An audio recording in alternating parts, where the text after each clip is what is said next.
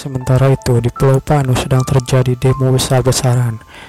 Edward, cepat hentikan mereka. Seluruh kehormatanku di Pulau Panu dirusak oleh mereka.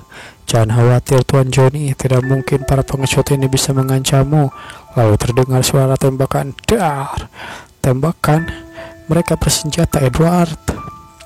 Cih, perlawanan terus bergema. Aku benar-benar disorot kali ini. Para kantong darah ini benar-benar keterlaluan.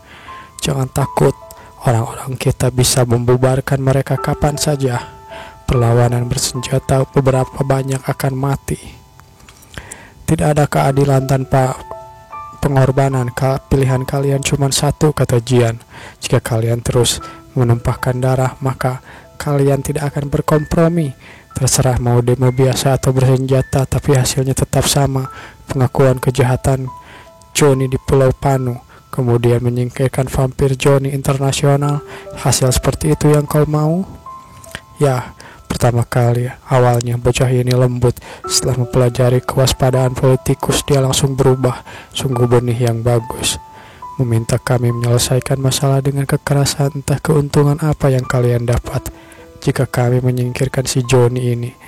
Lingkungan investasi Panu menjadi sangat buruk dikarenakan rusaknya Johnny internasional, bukan? Kalau kalian bisa memperbaiki lingkungan pemasaran, kurasa nilai investasi di Pulau Panu akan membaik, kata Jian. Mungkin 1 juta kurang melakukan konfrontasi dengan Johnny internasional. Setidaknya kami butuh 5 juta. Tenang saja, kata Jian. Uang bukan masalah bagiku. Temui aku lagi untuk membahas keuntunganku setelah kalian meraih kemenangan. Aku percaya kau pasti akan menepati janji, kata Jian. Terima kasih. Aku mewakili semua orang biasa di Pulau Panu berterima kasih padamu. Sama-sama, kata Jian. Demi masa depan kalian, majulah anak muda. Lalu Jian pun kembali ke pulau pribadinya. Sayang, akhirnya kau kembali, perutku lapar. Iya, ayo kita makan malam. Kita akan naik kapal pesiar malam ini. Ayo kita nikmati pemandangan malam pertengahan musim panas di New Zealand. Sayang, terima kasih. Lalu malam pun poek. Jangan sampai jatuh. Wah, pemandangan malam di sini sangat indah. Aku sangat menyukainya. Kalau kau terjatuh, aku akan menyelamatkanmu. Hehehe. Tentu ku dengar laut di sini ada hiunya, entah berapa potong yang bisa ku selamatkan. Ayolah, jangan menggodaku seperti itu. Kita akan menghabiskan malam di laut ini. Tentu kita belum punya pengalaman di atas kapal, Lalu tiba-tiba saja hal itu pun terjadi lagi. Gelang Jian bersinar lagi. Lalu Jian pun berkata, aku permisi dulu, aku mau ke toilet. Aneh, aku menerima partikel klien lagi di sini. Ada apa ini? Kenapa sekarang tidak jadi video? Apa karena sinyalnya terlalu buruk? Lalu tiba-tiba saja hilang. Pesiar, posisi yang barusan. Apa ini? Aku harus memeriksanya sebenarnya. Apa yang ada di bawah sana? Hei Jian, kau mau kemana? Aku sudah kelihatan dari tempat mana sinyal mereka bisa diterima, kata Jian. Aku pergi dulu. Kemana? Hei, kenapa terburu-buru begitu? Tidak ada apa-apa. Tiba-tiba aku ingin melihat lumba-lumba kejauhan. Kurasa mereka sudah tidak terlihat. Ya, sungguh disayangkan. Ya sudahlah, ayo. Aku akan ganti rugi. Ayo kita masuk ke kabin. Baru malam hari. Kau sudah tidak tahan ya Jian? Lalu si Jian pun melakukan sekelebi bab-babnya itu.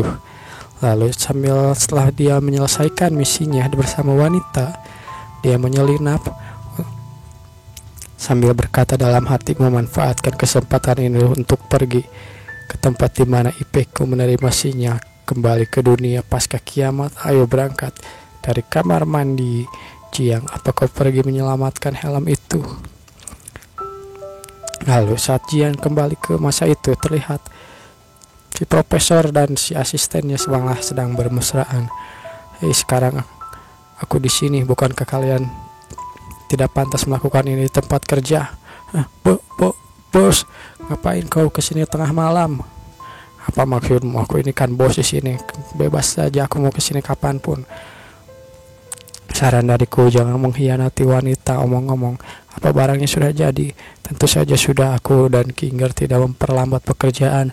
Kapan kalian akan menikah? Kalau begitu, apa kau butuh aku menjadi asisten saksimu? Menikah?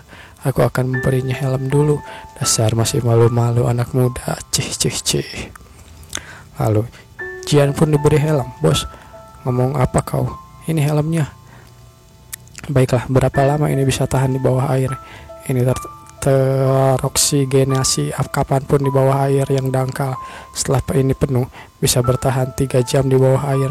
Aku juga membuatkan senjata khusus dalam air, namanya kekaguman laut dalam. Cailah, namanya jelek banget, kata Jian. Pemilihan namamu benar-benar aneh. Memangnya apa pentingnya senjata ini? Senjata ini terasa aneh. Di bawah air, senjata itu sangat berbahaya, bos. Jangkauan peluru senjata cuma beberapa meter, tapi dengan senjata ini, kegunaannya di bawah laut, kau bisa menembaknya sejauh 500 peluru dengan jarak 20 meter. Kalau begitu, ku bawa saja ini sekalian. Kalian lanjutkan saja hal yang kalian lakukan tadi. Goodbye. Jian pun kembali ke masanya, lalu dia pergi memakai speedboat. Reaksi IP-nya semakin kuat. Harusnya di sini, kalau tidak langitnya akan berubah semakin gelap dan laut akan semakin gelap. Oksigen 100%, kerusakan tidak ada. Kedap udara normal. Semuanya siap. Jian pun langsung masuk ke dalam air. Kuharap tidak ada badai malam ini. Terlihat di dalam air ada beberapa ikan sambil menikmati pemandangan. Apa ini? Lalu tiba-tiba saja, hello. Seseorang berkata hello pada monitor Jian. Baiklah, aku akan menyelam sedikit lagi. Kedalaman laut sungguh indah, bukan?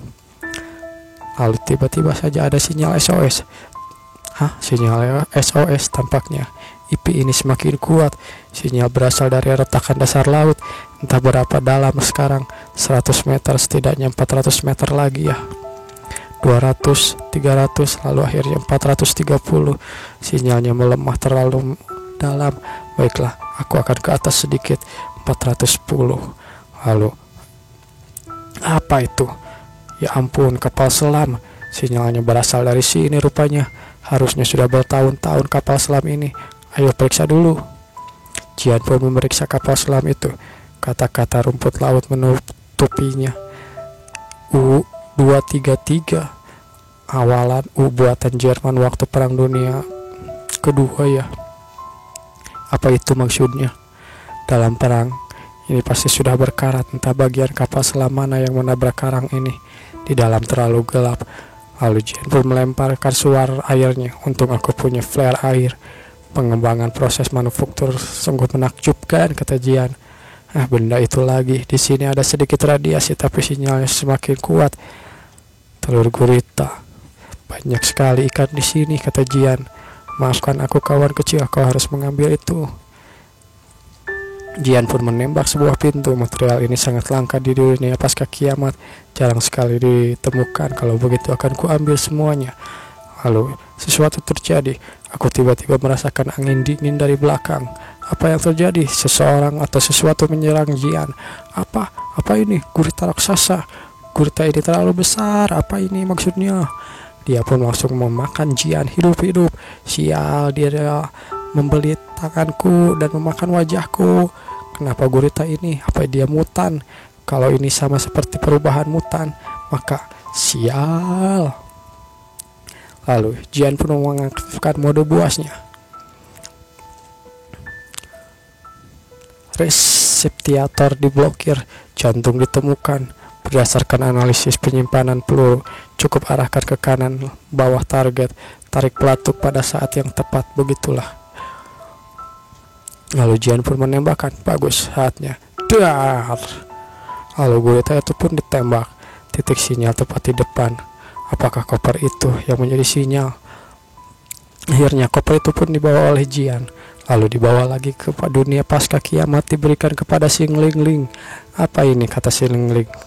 Inilah peninggalan Perang Dunia Kedua. Apakah itu benar-benar dari Perang Dunia Kedua? Kenapa kau bawa ke sini? Ini bisa mengaktifkan gelombang partikel clay. Apa kau lihat? Ting ting ting ting, gelang Jian sambil bersinar. Ini tidak mungkin. Orang di zaman dulu bahkan dapat melakukan pengamatan dimensi. Bagaimana mereka melakukannya? Dapat menyadari partikel klien di sini.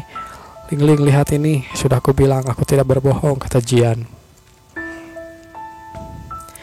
Ya, ini tidak memiliki sifat fisik energi kecepatan sama seperti hal gelombang konseptual. Ia dapat menerima sinyal tertentu pada titik waktu tertentu. Sederhananya, sesederhana itu. Aku kira membuat sama sekali tidak mengerti prinsip hal ini. Seperti menurut sesuatu gambar, seperti ya kurang lebih seperti contoh lah. Aku tidak mengerti, kata Jian. Aku tidak menemukan kuncinya. Jika ada jebakan, mungkin itu akan meledak. Tapi Ling-Ling malah membukanya. Cing. Ya, aku tidak bodoh. Terkena jebakan orang primitif seperti kalian. Lalu, apa ini? Terlihat sebuah bola dan buku. Ada tulisannya. Aku tidak mengerti. Coba pakai penerjemah, kata Jian. Wow, ini hebat. Lihatlah wajahmu terkejut begitu. Hahaha. Benda hitam ini sebenarnya disebut Golden Apple. Sini biar aku teliti dan kau baca saja catatan itu. Lalu Jian pun melihat bukunya. Ini terlihat seperti buku harian. Lalu Jian pun membacanya. Aku tidak mengerti. Aku tidak bisa membacanya. Entah Jian berpura-pura atau dia benar-benar tidak bisa membacanya. Karena ya secara tulisan itu tulisan Cina ya. Tapi Jian bilang tidak bisa membacanya. Lalu, bagaimanapun ini adalah bentuk lampau dari tidak ada gunanya untuk menyelidikinya. Aku lebih suka melihat ke masa depan. Lalu Ling-Ling pun berkata, kau sudah selesai membacanya? Cepat sekali. Ya, aku membacanya, kata Jian. Bisakah kau mengerti apa yang ada di dalam benda itu? Ya, aku hampir selesai, kata Ling-Ling. Ingat apa yang kukatakan kepadamu, setiap kehidupan berbasis karbon sadar hadir dalam tubuh dan dengan jumlah partikel klein yang sangat kecil dan biasanya disimpan di otak belakang. Ya, aku tak itu.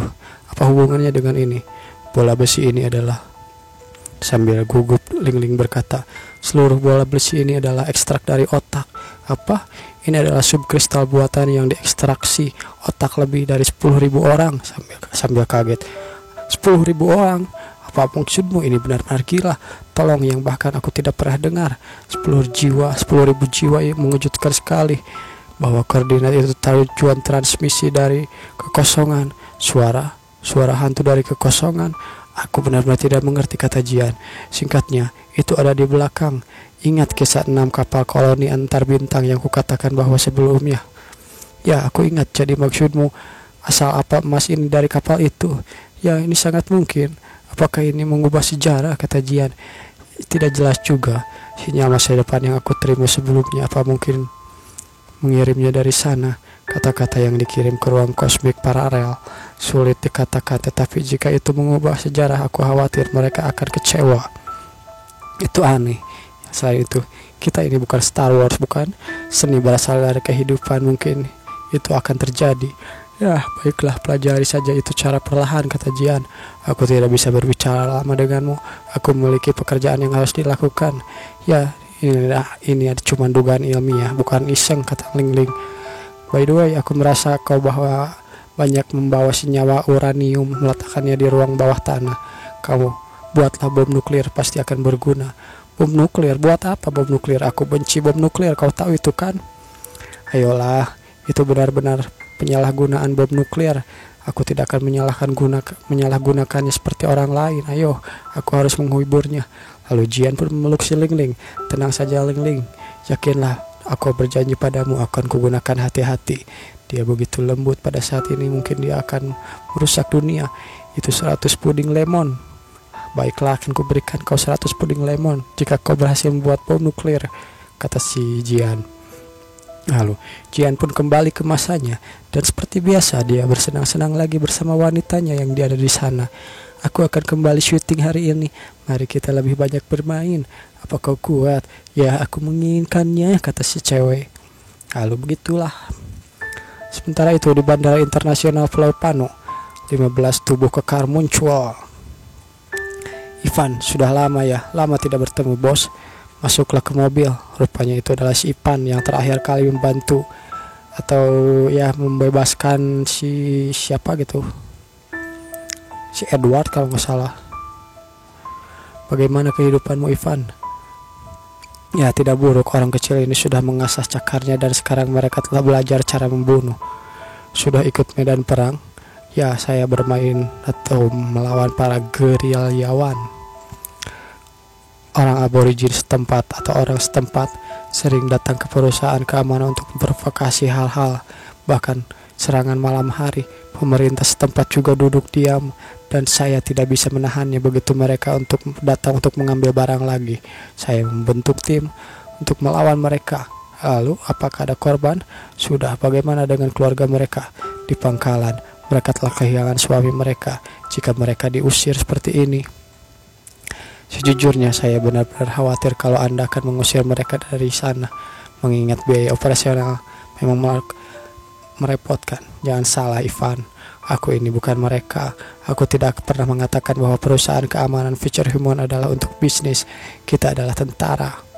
Lalu, rumah bagi pelabuhan laut dalam zona yang dibangun internasional, investasi besar, bertemu negara sekecil ini, pelabuhan laut yang begitu besar. Aku harap kau tidak melakukan yang aneh-aneh, Ivan.